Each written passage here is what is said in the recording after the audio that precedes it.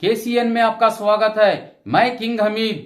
ದೇಶದಲ್ಲಿ ಕೇವಲ ಹಿಂದೂಗಳಿಲ್ಲ, ಅದು ಈ ದೇಶಕ್ಕೆ ಕೇವಲ ಹಿಂದೂಗಳ ಕಾಂಟ್ರಿಬ್ಯೂಷನ್ ಇಲ್ಲ, ಅದು ಕೇವಲ ಈ ದೇಶದ ಸ್ವಾತಂತ್ರ್ಯಕ್ಕಾಗಿ ಹಿಂದೂಗಳು ಹೋರಾಟ ಮಾಡಿಲ್ಲ, ಅದು ಕೇವಲ ಹಿಂದೂಗಳು ಮಾತ್ರ ಈ ದೇಶವನ್ನ ಕಟ್ಟಿಲ್ಲ, ಈ ದೇಶವನ್ನು ಆಳಿಲ್ಲ.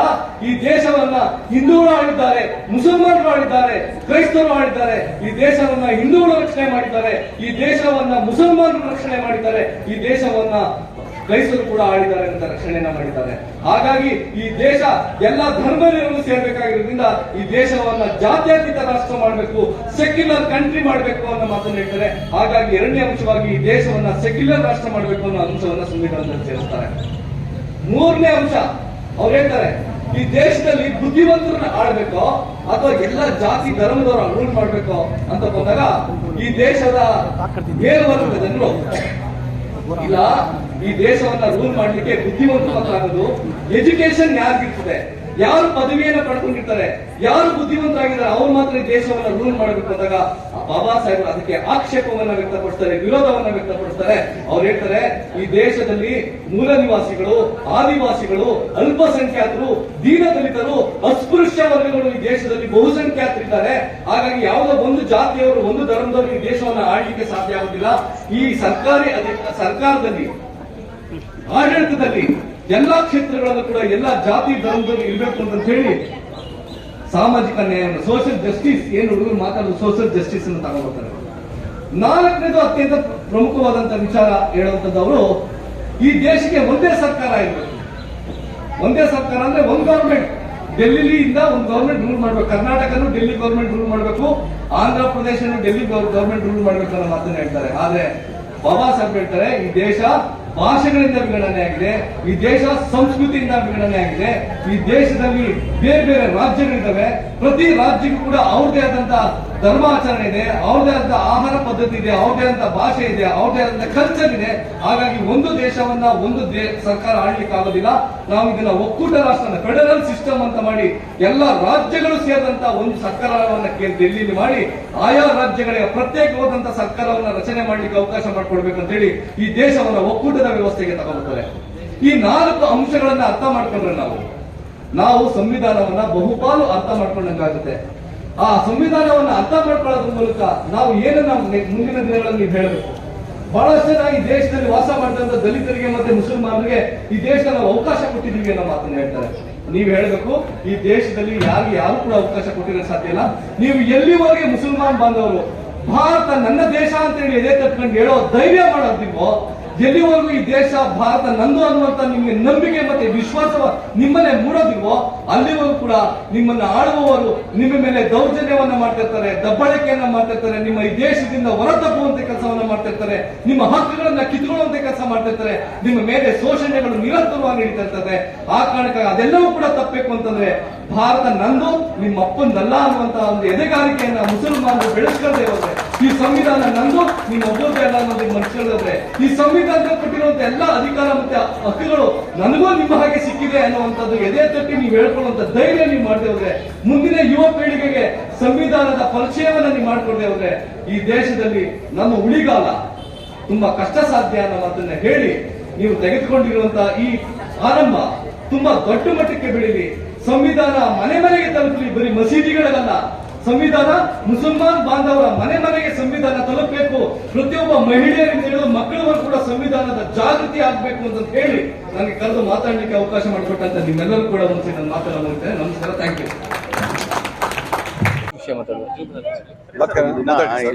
ಮಸೀದಿ ಅವರು ಈ ವಿಚಾರನೇ ಸರ್, ಇವತ್ತು ಕುರಾನ್ ಇದು ಅಲ್ಲಿ ಇಟ್ಟಿದ್ದೀವಿ. ಸಂವಿಧಾನ ಭಾರತಾದ್ಯಂತ ಇವತ್ತು ಭಾರತದ ಜಗತ್ತಿನ ಸರ್ವಶ್ರೇಷ್ಠ ಸಂವಿಧಾನಗಳಲ್ಲೊಂದಾದಂಥ Baba Saheb doctor B R Ambedkar ಅವರ ಶ್ರಮದಿಂದ ಬರೆದಿರುವಂಥ ಭಾರತೀಯ ಸಂವಿಧಾನವನ್ನು ಅಂಗೀಕರಿಸಿದಂಥ ದಿನ ಇಂದು. ಈ ದಿನದಂದು ಅತ್ಯಂತ ಅರ್ಥಪೂರ್ಣವಾಗಿ ಇವತ್ತು ನಮ್ಮ ಎಲ್ಲ ಮೈಸೂರು ಭಾಗದ ಎಲ್ಲ ಮುಸ್ಲಿಂ ಸಂಘಟನೆಗಳ ಒಕ್ಕೂಟದವರು ಮಕ್ಕಳಿಂದ ಹಿಡಿದು ಮಹಿಳೆಯರವರೆಗೂ ಕೂಡ ಭಾರತ ಸಂವಿಧಾನದ ಅರಿವು ಮತ್ತು ಜಾಗೃತಿಯನ್ನು ಮೂಡಿಸುವ ನಿಟ್ಟಿನಲ್ಲಿ ಒಂದು ಅರ್ಥಪೂರ್ಣವಾದಂಥ ಕಾರ್ಯಕ್ರಮವನ್ನು ಆಯೋಜನೆ ಮಾಡಿದ್ದಾರೆ. ಇದು ಅತ್ಯಂತ ಅಗತ್ಯ ಮತ್ತು ಜರೂರು ಅನ್ನುವಂಥದ್ದು ನನ್ನ ವೈಯಕ್ತಿಕ ಅಭಿಪ್ರಾಯ. ಕಾರಣ ಈ ದೇಶದಲ್ಲಿ ಯಾರೇ ಭಾರತೀಯ ಅಂತ ಅನ್ಸ್ಕೊಳ್ಳುವಂತ ಒಬ್ಬ ನಾಗರಿಕ ಸಂವಿಧಾನದ ಅರಿವನ್ನ ಮೂಡಿಸ್ಕೊಳ್ಳೋದು ಅತ್ಯಗತ್ಯ. ಯಾಕಂದ್ರೆ ಈ ದೇಶದಲ್ಲಿ ಎಲ್ಲಾ ಬಗೆಯ ಧರ್ಮೀಯರು, ಎಲ್ಲಾ ಬಗೆಯ ಜಾತಿಯವರು, ಎಲ್ಲಾ ಬಗೆಯ ಭಾಷಿಕರು ವಾಸ ಮಾಡ್ತಾ ಇದ್ದಾಗ್ಯೂ ಕೂಡ ಎಲ್ಲಾ ಧರ್ಮೀಯರಿಗೂ ಅವ್ರದೇ ಆದಂತ ಪ್ರತ್ಯೇಕವಾದಂತ ಧರ್ಮ ಗ್ರಂಥಗಳಿದ್ದಾಗ್ಯೂ ಕೂಡ ಇವತ್ತು ನಾವು ಹೆಮ್ಮೆಯಿಂದ ಭಾರತೀಯರು ಅಂತ ಅನ್ಸ್ಕೋಬೇಕು ಅಂದ್ರೆ ಎಲ್ಲಾ ಧರ್ಮ ಗ್ರಂಥಗಳಿಗಿಂತಲೂ ಅತ್ಯಂತ ಶ್ರೇಷ್ಠವಾದಂತ ಗ್ರಂಥ ಸಂವಿಧಾನ ಅನ್ನುವಂಥದ್ದನ್ನ ನಾವು ಅರ್ಥ ಮಾಡ್ಕೋಬೇಕಾಗ್ತದೆ. ಯಾಕಂದ್ರೆ ಸಂವಿಧಾನ ಈ ದೇಶದ ಪ್ರತಿಯೊಬ್ಬ ಪ್ರಜೆಗಳಿಗೂ ಕೂಡ ಸಮಾನವಾದಂತ ಸ್ವಾತಂತ್ರ್ಯ, ಸಮಾನವಾದಂತ ಸಾಮಾಜಿಕ ನ್ಯಾಯ, ಸೋದರತ್ವ ಮತ್ತೆ ಸಾಮಾಜಿಕ ನ್ಯಾಯವನ್ನ ಕೊಟ್ಟಿದೆ. ಈ ಸಾಮಾಜಿಕ ನ್ಯಾಯ, ಸ್ವಾತಂತ್ರ್ಯ, ಸೋದರತ್ವ ಮತ್ತೆ ನಾವು ಎಲ್ಲರೂ ಕೂಡ ಒಳಗೊಳ್ಳುವಿಕೆಯಲ್ಲಿ ಭಾರತವನ್ನ ಕಟ್ಟಿದ್ದೇವೆ ಮತ್ತೆ ಕಟ್ಟಬೇಕಾಗಿದೆ ಅನ್ನುವಂಥ ಸಂದೇಶವನ್ನ ನಾವು ಈ ದಿನ ನಾವು ಕೊಡಬೇಕಾಗ್ತದೆ ಸ್ನೇಹಿತರೆ. ಇವತ್ತಿನ ಜರೂರಿ ಯಾಕೆ ಸಂವಿಧಾನ ದಿನಾಚರಣೆ ಎಲ್ಲರಿಗೂ ಜಾಗೃತಿ ಮೂಡಿಸಬೇಕು ಅಂತಂದ್ರೆ, ಈ ದೇಶವನ್ನ ಆಳ್ತಿರುವಂತ ಸರ್ವಾಧಿಕಾರಿಗಳು, ಈ ದೇಶವನ್ನ ಆಳ್ತಿರುವಂತ ಮನುವಾದಿಗಳು, ಈ ದೇಶದ ಅಧಿಕಾರದ ಚುಕ್ಕಾಣಿಯನ್ನೇ ಹಿಡಿದಿರುವಂತ ಕೋಮುವಾದಿಗಳು ಭಾರತದ ಸಂವಿಧಾನದ ಮೂಲ ಆಶಯಗಳಿಗೆ ಧಕ್ಕೆ ತರುವಂತ ಕಾನೂನುಗಳನ್ನ ಜಾರಿಗೆ ತರ್ತಾ ಇದ್ದಾರೆ, ಕಾರ್ಯಕ್ರಮಗಳನ್ನ ಜಾರಿಗೆ ತರ್ತಾ ಇದ್ದಾರೆ. ಆ ಮೂಲಕ ಈ ದೇಶದ ಮೂಲ ನಿವಾಸಿಗಳ, ಈ ದೇಶದ ಆದಿವಾಸಿಗಳು, ಈ ದೇಶದ ದಲಿತರು, ಈ ದೇಶದ ಮುಸಲ್ಮಾನರ ಹಕ್ಕುಗಳನ್ನ ಕಿತ್ಕೊಳ್ಳುವಂತ ಕೆಲಸವನ್ನ ಮಾಡ್ತಾ ಇದ್ದಾರೆ. ಹಾಗಾಗಿ ಈ ದೇಶದ ಸಂವಿಧಾನ ಉಳಿದ್ರೆ ಈ ದೇಶವಾಸಿಗಳು ಉಳಿದಂಗೆ, ಈ ದೇಶದ ಸಂವಿಧಾನ ಉಳಿದ್ರೆ ದಲಿತರು ಮತ್ತೆ ಅಲ್ಪಸಂಖ್ಯಾತರು ಮತ್ತೆ ಅಲ್ಪಸಂಖ್ಯಾತ ಧರ್ಮೀಯರು ಉಳಿದಾಗೆ. ಹಾಗಾಗಿ ಈ ಸಂವಿಧಾನವನ್ನ ನಾವು ಕಲಿಬೇಕಾಗಿದೆ, ಅರ್ಥ ಮಾಡ್ಕೋಬೇಕಾಗಿದೆ, ಅನುಸರಿಸಬೇಕಾಗಿದೆ ಮತ್ತೆ ಇದನ್ನ ರಕ್ಷಣೆ ಮಾಡ್ಕೋಬೇಕಿದೆ. ಯಾಕಂದ್ರೆ ಈ ಸಂವಿಧಾನ ಈ ದೇಶದ ಪ್ರತಿಯೊಬ್ಬರಿಗೂ ರಕ್ಷಣೆಯನ್ನು ಕೊಟ್ಟಿದೆ. ಆದ್ರೆ ದುರದೃಷ್ಟವಶಾತ್ ಕೋಮುವಾದಿಗಳಿಂದ ಈಗ ಸಂವಿಧಾನಕ್ಕೆ ಅಪಾಯ ಬಂದಿರೋದ್ರಿಂದ ಭಾರತೀಯರಾಗಿ ನಾವು ಸಂವಿಧಾನಕ್ಕೆ ರಕ್ಷಣೆಯನ್ನು ಕೊಡಬೇಕಾಗಿದೆ. ಯಾಕಂದ್ರೆ ಸಂವಿಧಾನಕ್ಕೆ ನಾವು ರಕ್ಷಣೆಯಾಗಿದ್ರೆ ಸಂವಿಧಾನ ನಮ್ಮ ರಕ್ಷಣೆ ಆಗಿರ್ತದೆ ಅನ್ನೋ ಮಾತನ್ನ ಈ ಮೂಲಕ ನಾನು ಹೇಳಕ್ ಬಯಸಿದ್ದೇನೆ. ಇವತ್ತು ಸಂವಿಧಾನ ಕೇವಲ ಮಸೀದಿಗಳಿಗೆ ತಲುಪೋದಲ್ಲ, ಪ್ರತಿಯೊಬ್ಬ ಮುಸಲ್ಮಾನರು ಮನೆಗಳಿಗೆ ಸಂವಿಧಾನ ತಲುಪಬೇಕು. ಪ್ರತಿಯೊಬ್ಬರ ಮಕ್ಕಳಿಂದ ಹಿಡಿದು ಮಹಿಳೆಯರವರೆಗೂ ಸಂವಿಧಾನದ ಜಾಗೃತಿಯನ್ನ ಮೂಡಿಸಬೇಕು.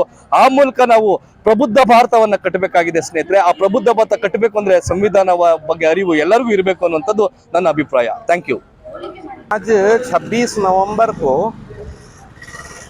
पूरे शहरी सतह पर मुसलमानों की जानिब से और मदारिस की तरफ से, उलमा की तरफ से कॉन्स्टिट्यूशन डे मनाने का एक प्रोग्राम जिसके मुताल्लिक मशवरे हुए, आज तय किया गया कि आज हम कॉन्स्टिट्यूशन डे मनाएंगे, जिसमें मदारिस के बहुत सारे तलबा भी इसमें हाजिर हैं, उलमा हाजिर हैं। मेस्को ITI कॉलेज में आज जो है प्रोग्राम जो है मुनक़िद किया गया, जिसमें कन्नड़ा में कॉन्स्टिट्यूशन को बयान करने वाले और कन्नड़ा में बात करने वाले भी हैं और उलमा भी हैं। तो मकसद ये है कि सारे लोगों को ये पैगाम दिया जाए कि जिस तरीके से कॉन्स्टिट्यूशन में जो हुकूक़ दिए गए हैं उस हुकूक़ पर सारे लोग अमल कर रहे हैं, जिसमें मजहबी आज़ादी भी हासिल है, इजहार राय की आज़ादी हासिल है और किसी पर जुल्म और ज़्यादती के ख़िलाफ़ ये कॉन्स्टिट्यूशन हमें आवाज़ उठाने की इजाज़त देता है। हम आज जो है इस बात का ऐलान किए हैं, पैगाम दिए हैं कि हम इस बात का ऐलान करते हैं कि हम इस कॉन्स्टिट्यूशन के मातहती में इस मुल्क की पूरी तरीके से जैसे हिफाजत करते हुए आए हैं, इसी तरीके से मुल्क के वफादार मुल्क की हिफाजत करेंगे, रियासत की हिफाजत करेंगे और जुल्म और ज़्यादती के ख़िलाफ़ होने वाले जुल्म और ज़्यादती के ख़िलाफ़ हम आवाज़ उठाएंगे, प्यार और मोहब्बत का पैगाम देंगे, इंसानियत का पैगाम देंगे। इसीलिए सारे लोगों को यहाँ जमा करके आज जो है प्रोग्राम किया गया है। क्या इस तरह हर साल किए जाने को लेकर क्या अहद किया? जिस तरीके से 26 जनवरी को जो है योम जमहूरिया मनाया जाता है, वो तो स्कूलों में, कॉलेजों में सब जो है योम जमहूरिया होता है। लेकिन आज 26 नवंबर चूँकि कॉन्स्टिट्यूशन डे, मतलब ये है कि आज के दिन बाबा साहेब भीमराव अंबेडकर ने यानी उनकी निगरानी में जो दस्तूर जो है मुरतब किया गया था उसको जो है आज मंजूरी दे दी गई, तो उसका जो है आज दिन मनाए हैं। तो इंशाल्लाह ये सिलसिला जो है चलेगा। जिस तरह ये कॉन्स्टिट्यूशन डे मनाया जा रहा है, इसको लेकर जो है आपने भी शिरकत की, क्या कहना चाहेंगे? ये बहुत ज़रूरी है। अगर इस मुल्क को बाकी रखना है, ताने बाने को बाकी रखना है, मोहब्बत को बाकी रखना है, तो ज़रूरी है कि सब कुछ साथ लेकर चले। मुसावात का बर्ताव करें, बराबरी के हुकूक एक दूसरे को देते रहें। अगर किसी पर जबरन अपने नज़रियों को मुसल्लत किया जाए, जबरन किसी का तरीक़ा मुसल्लत कर दिया जाए, इससे मुल्क चलेगा नहीं। नफ़रतें और बढ़ेंगे, नफ़रतें की दीवारें और ज़्यादा होंगी, मुल्क टूट फूट जाएगा। ज़रूरी है अम्बेडकर साहब के जो संविधान जो बनाया है आपने, सारी दुनिया के संविधानों में सबसे बेहतरीन है, जो सबकी हम आहंगी पैदा करता है, मोहब्बत पैदा करता है, मजहबी आज़ादी देता है, समाजी इक़्तिसादी हर एतबार से सबको आज़ादी है इसके अंदर, सारे फ़िरक़ों तबक़ों को आज़ादी है इसके अंदर। इसी में हिंदुस्तान फल फूल सकता है। अगर इस संविधान को ख़त्म करने की जैसे बात साजिशें चल रही करेंगे, नफ़रतें की दीवारें और बढ़ेंगी, इससे मुल्क टूट फूट जाने के ख़तरात। इसलिए हम इस संविधान की कदर करते हैं। बाबा अम्बेडकर साहब ने जो बनाया है सबसे बेहतरीन दस्तूर है दुनिया के दस्तूरों में, और ये मुल्क जो दुनिया की जमहूरियों में सबसे जमहूरी बड़ा मुल्क है, इसके अंदर यही संविधान चलना चाहिए। इसके हटकर कोई रास्ता हमारे लिए नहीं, रास्ता नहीं। हर साल 26 नवंबर को दस्तूर आईन हिंद का बनाया जा रहा है जी। पूरे जोश और खरोश के साथ मदरसा स्कूल वगैरह सब मनाना चाहिए। हमारे मदारिस में वगैरह वगैरह में आज की मैं समझता हूँ 26 जनवरी को जो संविधान नाफिज हुआ, पार्लियामेंट पे पास हुआ, 26 नवंबर को जो संविधान बना है, आज की तारीख का बहुत सारों को इल्म नहीं है। ये जो इजलास जो बुलाया गया है, इससे बहुत सारों को इल्म हो रहा है कि आज 26 नवंबर को क्या हुआ है। बाबा अम्बेडकर साहब ने जब संविधान बनाया है 1949 26 नवंबर को, ये बहुत सारों को मालूम नहीं है। आज का दिन ये मनाना चाहिए। बहुत बहुत अज़ीज़ुल्लाह हाजी साहब, इस तरह आज शहर मैसूर में वाक़ इसको इदारे में ये संविधान का जो प्रोग्राम रखा गया है उसको लेकर आप क्या कहना चाहेंगे? सर, आज हिंदुस्तान आज़ाद होने के बाद एक संविधान बना जो हर आदमी को उसका हक जीने का और आज़ादी से उसके धर्म को पालन करने का जो हक बाबा साहेब अम्बेडकर के साथ बहुत से 15 जो मेंबर्स थे पूरे कुर्बानी दे को बनाए। आज कांगी उससे धक्का पहुंचने का वक्त जो आज के गवर्नमेंट है, संविधान आज बदलाती कर को बोल को कांगी उनके मिनिस्टर उनके एमएलए हमें संविधान आज बदलाने आ कोई एक मुसलमान को ईमान वाले को कुरान सबसे पहले, उसके बाद हमें जो देश में रहती वहाँ के संविधान को फॉलो करना हर हिंदुस्तानी का फर्ज। सबसे ज्यादा मैं समझता हूँ हिंदुस्तान में संविधान को कौन सी फॉलो करेंगे तो मुसलमान। हमें घर को गए तो ईमान वाले, मस्जिद को गए तो कुरान वाले, बाहर है तो हिंदुस्तानिया। हम ना किसकी की सर्टिफिकेट की जरूरत नहीं। आज हमें बार बार क्या करते थे तो जरा छपा को करते थे, अब दिखा को करना है बेवकूफा को कि हमें भी हिंदुस्तानिया, हमें संविधान लिखने के वास्ते भी हमारे बुजुर्ग बहुत बड़ी कुर्बानी है और साथ दे कोई, और हिंदुस्तान में जो हमें ही ये हमारा चॉइस है, हमारे चॉइस से हम हिंदुस्तान में ही हमना क्या भी कौन भी गिफ्ट दे को नहीं, हिंदुस्तान में रहने का हक आज़ादी के टाइम पर जो हमारे उलमाए कराम, जो हमारे बुजुर्ग, जो हमारे बड़े सियासतदाना थे, जान की माल की कुर्बानी देखो ये देश को हिंदुस्तान को अंग्रेजान से आज़ाद कराए। जिंदी मिसाल हमारे हजरत टीपू सुल्तान यहाँ से 15 किलोमीटर पर आज भी शहीद मौजूद है कि उनके बच्चों को गिरवी रखे, उनकी जान की कुर्बानी दिया है। हिंदुस्तान का सौदा करने उन्होंने गई नहीं। आज जरे जने हमारे ऊपर तोहमत लगाती, तुम्हें संविधान को नहीं चलते, मदरसे के बारे में बात करती, मस्जिदान के बारे में बात करती। आज पूरी मैसूर मुस्लिम फेडरेशन मिल को आज दिखा को कर रही है हमें। इसके बाद हमें संविधान का दिखा को करने का वक्त आको है कर को ये बेवकूफा को दिखा को कर रही। पूरे हिंदुस्तान में, पूरे कर्नाटक में आइंदा आने वाले दिनों में संविधान डे, जैसा कि हमारे मुस्लिम फेडरेशन से एक तरफ हाथ में कुरान, एक तरफ संविधान जो है, इसके बाद हमें एक हाथ में संविधान एक हाथ में कुरान लेको हिंदुस्तान में हमारा हक हासिल करने का इंशाअल्लाह आइंदा आने वाले दिनों में काम करते हैं। माध्यम से पूरी मीडिया से गुजारिश करता हूँ, सोशल मीडिया हो, प्रिंट मीडिया हो और इलेक्ट्रिक मीडिया हो, आप लोग भी एक बार मदरसे को विजिट देखो, वहाँ के बच्चा का इंटरव्यू लेना। वहाँ कन्नड़ा भी पढ़ाती, इंग्लिश भी पढ़ाती, अरबी भी पढ़ाती। अरबी मदरसे में खाली वो पहले के जमाने का देख ले को बेवकूफा बोलती। आज दीनी तालीम भी है मदरसे में, दुनियाई तालीम भी, उसके साथ उनको इल्म सिखाने का भी। एक मासूम 9 साल का बच्चा आज उतना अच्छा संविधान बोले, 100 साल का आदमी नहीं बोलता। ये एक छोटा एग्जाम्पल है। मीडिया वाले से गुजारिश करता हूँ, आप भी एक विजिट मदरसे को देखो। ये जो बेवकूफा बोल रही उनको आपके माध्यम से भी एक जवाब देने का काम कर रहा। जनाब अब्दुल कादिर शाहिद साहब, इस तरह ये संविधान दिना को जो है आज शहर मैसूर में इसको जो है आगाज किया है, फर्स्ट टाइम इस तरह मनाया जा रहा है। इसको लेकर जो है आप क्या कहना चाहेंगे और ये क्यों नौबत आई ऐसा दिखा के करने की? देखो, मैसूर मुस्लिम फेडरेशन पहले से भी काम करता आ रहा है। जब कौम का कुछ काम रहा तो इंशाअल्लाह ये सारा मैसूर मुस्लिम फेडरेशन जो है पूरे इदारे जुड़कर ये बनाया गया है।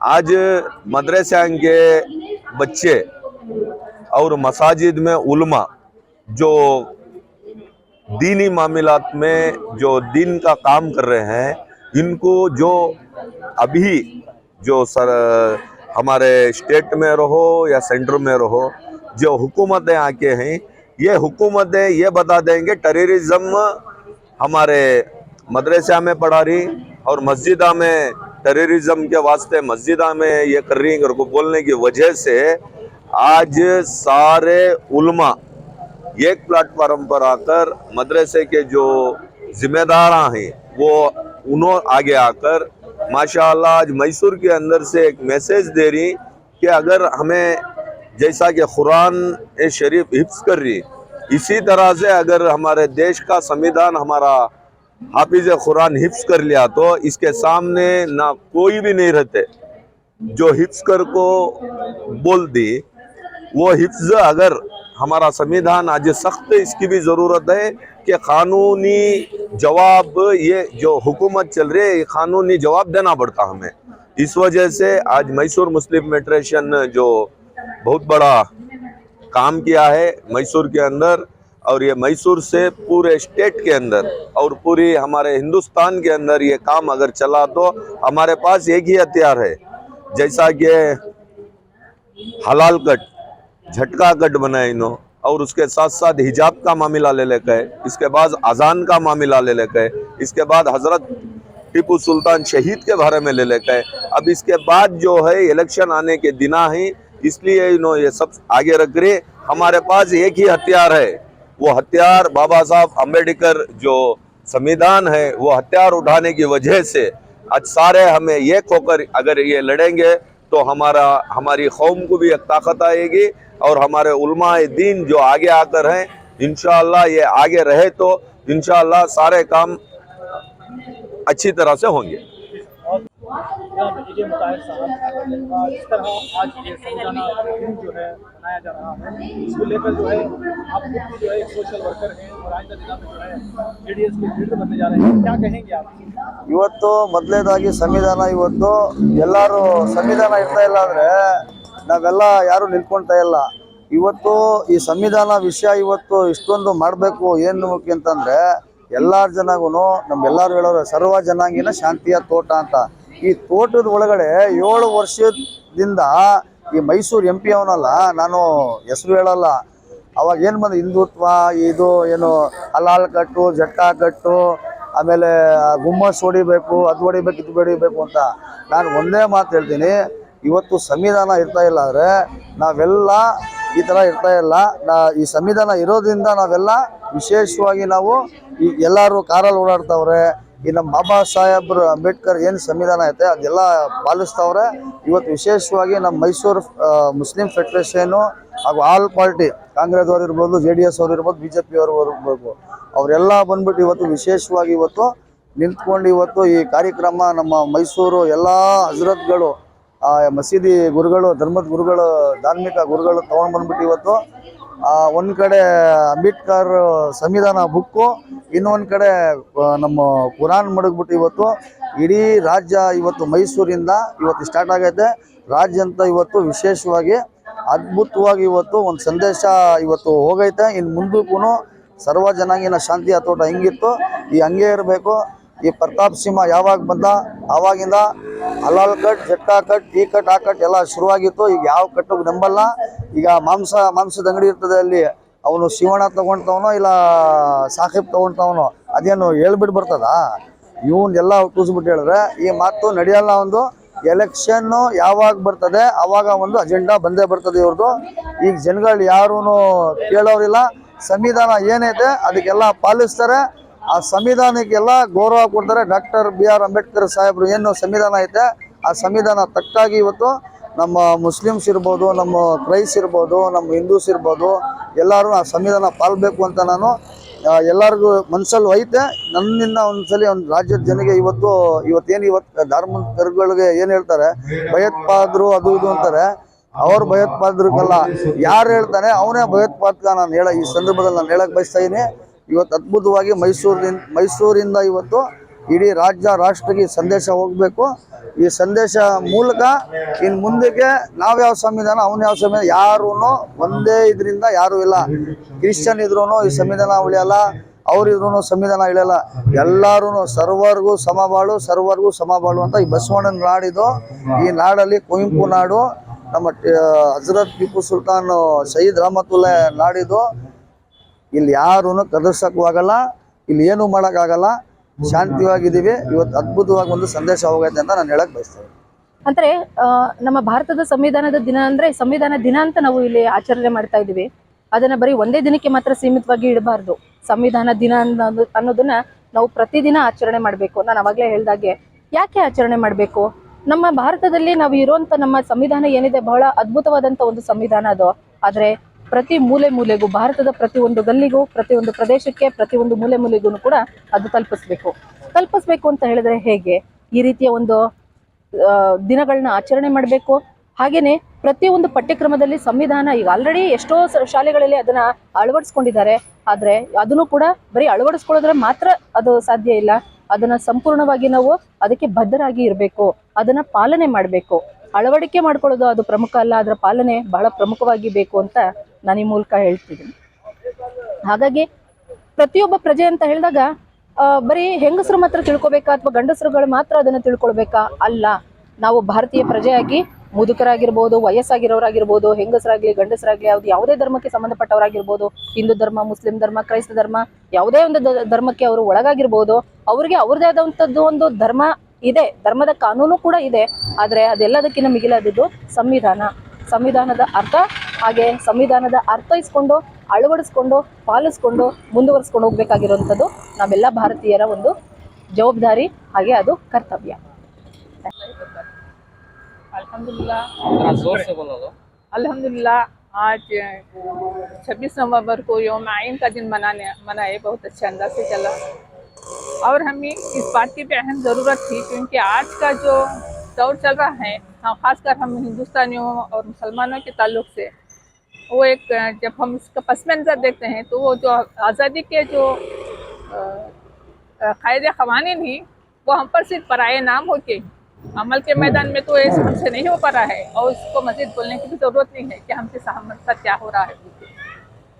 हमें ये गलती हम खुद कर रहे हैं क्योंकि जब तक हम दस्तूर को नहीं जानते, उसको तहक़ीक़ नहीं करते कि कानून ने हमें क्या क्या हुकूक़ अदा किए हैं, उस वक्त तक हम इसी पस्ती में रहेंगे। तो बेहतर है कि हम इस कानून को जानें, पढ़कर इस पर अमल करें। देखिए जितने कानून ने हमें हुकूक दिए हैं उसमें से बहुत कम ही हम इस पर अमल करते हैं। जैसे तालीम का हक़ अदा है, इंसानियत का हक़ है, और जब बर्बरियत है ना, मारपीट या जुल्म जबरदस्त वो जो है उस सारों का हक़ हमें दिया है, तो हम क्यों हमने इसको नहीं अपनी ज़िंदगी में क्यों नहीं लाते? देखिए आज जो तालीम के मसले को लेकर उठ रहा है, हिजाब का मसला है या तलाक़ सलासा है या और ज़बिया है, ये सारे इसलिए हमारे पर जुल्म वो हो रहे हैं क्योंकि हमें कानून नहीं मालूम है। जब हम कानून को जान लें, पहचान लें, तो ये नौबत नहीं आएगी। हम देखिए, हम आज़ाद हिंदुस्तान के आज़ाद शहरी होने के बावजूद भी हम क्या हैं, कैद हैं। हम खुलकर ना सांस ले रहे हैं और ना जी पा रहे हैं। इसी ताल्लुक़ से मुझे एक अल्लामा इक़बाल का शेर अक्सर मैं गुनगुनाती हूँ क्योंकि आज के माहौल पर उस शेर की ताबीर बन रही है। नहीं इस खुली फिजा में कहीं गोश आए फरावत, नहीं इस खुली फिजा में कहीं गोश आया फरागत, ये जहाँ भी अजब जहाँ है न फखर से न आशियाना। तो हमारी हालत इस तरह की हो गई है कि हमें आज़ाद हिंदुस्तान में होने के बावजूद भी हमें आज़ाद नहीं है। हम पर जुल्म ज़बरदस्ती हो रही है, मारपीट हो रहा है। जब NRC का मसला उठा, फिर कई मसले उठ रहे हैं, तो ये मसलों का हल सिर्फ और सिर्फ तालीम हासिल करने के बाद ही होएगा। क्योंकि हम मुसलमान अब तक तो जैसे तारीख में पढ़ते हैं तालीमी मैदान में पीछे थे बहुत, लेकिन अल्हम्दुलिल्लाह आज तालीमी मैदान में मुसलमान औरत हो या मर्द दोनों आगे आ रहे हैं अल्हम्दुलिल्लाह। इसे और भी आगे लाना चाहिए और इसके लिए हमें क्या करना है, जिद्दोजहद करना मुसलसल। जैसे हमें सर्वे करना चाहिए घरों घरों जाके, गाँवों जाके, कि कौन पढ़ा लिखा है, कौन स्कूल से ड्रॉप हुआ है, और किस को क्या चीज़ की ज़रूरत है। इन सब बातों का जायज़ा लेकर इसको मैदान अमल में लाना है, इसको अमल में लाना है। क्योंकि मुझे और आपको फिक्र करनी है, मुझको मिल्लत। मुझे आज फिक्र किसकी है? खुद की फिक्र है। ये खुद की फिक्र हम जैसा कि सूरत कासिर में पढ़ते हैं, हमें इंसान की ख्वाहिशात जो है मिट्टी की खबर ही बंद करेगी। तो इससे हमें ये सूरत से हमें अल्लाह ताला बचाए रखे। और हम ये करना चाहिए कि मैं नहीं, मेरी खुद के लिए नहीं जीऊँगा, मुझे कौम और मिल्लत के लिए जीना है, मुझे कौम और मिल्लत के लिए काम करना है, ताकि मैं हशर खबर में अल्लाह ताला के सामने सुरखरू हूँ। देखिए तालीम का पाना, एक हदीस मुबारक है, तालीम का पाना मर्द और औरत पर दोनों को फ़र्ज करार है तालीम।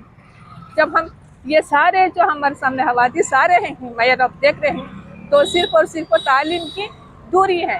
ठीक, और ख़ासकर हम माएँ तालीम से आरास्ता होना चाहिए, क्योंकि हमारे गोद में पल पड़ते हैं बच्चे जो कल के हिंदुस्तान के आर्किटेक्चर होते हैं। जब हम पढ़ेंगे लिखेंगे और कानून को जानेंगे, तभी तो हमारे खेलते हुए मचलते हुए। इस तरह का प्रोग्राम बनाया गया, उसको लेकर आप क्या कहना चाहेंगे? क्योंकि आप जो है कानून के करीब हैं, आप कानून जानते हैं, इसको लेकर आप क्या कहना चाहेंगे? अस्सलाम वालेकुम रहमतुल्लाहि व बरकातुहू। असल आज federation of Mysore Muslims organization की तरफ से ये जो नेशनल लॉ डे का प्रोग्राम जो मुनक़्क़िद किया गया था, एक मैं समझता हूँ एक अवेयरनेस, एक एक्सटेंसिव अवेयरनेस की हर एक को भी ज़रूरत है। देखो कॉन्स्टिट्यूशन हमें कॉन्स्टिट्यूशन के बारे में बात करती, आज हमारे मैडम सुजाता मैडम बता रहे थे, कॉन्स्टिट्यूशन उतना आसान से हमने नहीं मिला। कॉन्स्टिट्यूशन बनने के वास्ते पूरे दो साल का 1948 से 1949 नवंबर 26 तक जो है पूरे 2 साल डॉक्टर राजेंद्र प्रसाद जो कॉन्स्टिट्यूएंटी असेंबली के जो चेयरमैन रहे, उन्होंने और उनके साथ और दीगर मेंबर्स जो हैं, पूरे टोटल ये 6 मेंबर्स मिलकर 2 साल जो मेहनत करके जो हमने जो कॉन्स्टिट्यूशन, पूरे दुनिया का सबसे बड़ा कॉन्स्टिट्यूशन, जिसके अंदर हमें बहुत सारे ऐसे चीज़ें मिलती हैं जो हमें आज हुकूमत और आवाम के दरमियान का जो कनेक्शन है, ये सुप्रीम लॉ कॉन्स्टिट्यूशन क्या है हमारा, पूरे हिंदुस्तान का ये सुप्रीम लॉ जो बनाने में डॉक्टर बाबा साहब अम्बेडकर जो ड्राफ्टिंग कमेटी के चेयरमैन रहे, ये जो चेयरमैन इन्हों ऐसे ही नहीं बने। इन्हों चेयरमैन बनने का एक रीज़न जो है, हिंदुस्तान के मुसलमान उस वक्त जब हिंदुस्तान जैसे ही आज़ाद हुआ, बाबा साहेब जो है ईस्ट इंडिया कंपनी के उस वक्त के जो लॉर्ड, उनका नाम भूल रहा हूँ मैं, जो लॉर्ड जो गवर्नर थे, उनसे परमिशन लेकर उन्होंने मुझे, अगर मैं जीत कर आया तो मुझे ड्राफ्टिंग कमेटी का चेयरमैन मुझे बनाना बोलकर रिक्वेस्ट करे। उनकी वो रिक्वेस्ट पर जो है उन्होंने सबसे पहले महाराष्ट्र में उनके गांव से ही चुनो इलेक्शन कंटेस्ट करती, MP का इलेक्शन। उस वक्त जो है जो वहाँ की आवाम और एक बहुत साजिशी तौर पर बाबा साहेब को हरा दिया जाता है। उस वक्त जो है अभी ईस्ट इंडिया जो बंगाल के तरफ का इलेक्शन अभी नहीं होकर रहता, जहाँ पर जो है मुसलमान जो वेस्ट बंगाल के जो उस वक्त के जो मुसलमान थे, अभी तब बांग्लादेश हिंदुस्तान से अलग नहीं होकर था, वहाँ के मुसलमान, सारे मुसलमान जो है बाबा साहब के पर जब उन्हें हार कर थक कर बैठ जाती, क्या मैं इलेक्शन हार दलिया, अब मैं कैसा मैं असेंबली के अंदर जाना, मैं कैसा मैं पार्लियामेंट के अंदर जाना, मैं मेरी कौम है जो हमें बैकवर्ड क्लासेस का अब कैसा क्या, उनको बहुत फिक्र होने के वक्त उन्होंने ये जो मौका गवा चुके थे, तब जो है वेस्ट बंगाल के मुसलमान जो बाबा साहब के पास आकर उनको लेकर जाकर उनको वहाँ से कंटेस्ट करवाकर जिताकर आज इतना बड़ा हमने कॉन्स्टिट्यूशन मिलना के, तो हम हिंदुस्तान के मुसलमान हैं। हम गर्व से बोल सकते हैं कि हम आज बाबा साहेब की ड्राफ्टिंग कमेटी के चेयरमैन होना है तो उसके जिम्मेदार हिंदुस्तान के उस वक्त के मुसलमान हैं, और आज भी मुसलमान इस आइन की, इस कॉन्स्टिट्यूशन की पूरी इज्जत करते हैं। तो ये बात आज मैं वाजे करना चाहता हूँ कि ये हर एक हिंदुस्तान का बाशिंदा जान लेना चाहिए कि हमारा ये पूरी दुनिया का जो पूरी दुनिया में सबसे बड़ा कॉन्स्टिट्यूशन हमारा है, और ये कॉन्स्टिट्यूशन बनने में हमारा पूरा इसके अंदर हमारा हक है। बस मैं इस बात को बताकर आप सबको नेशनल लॉ डे की मुबारकबादी देता हूँ। अस्सलाम वालेकुम रहमतुल्लाहि व बरकातहू।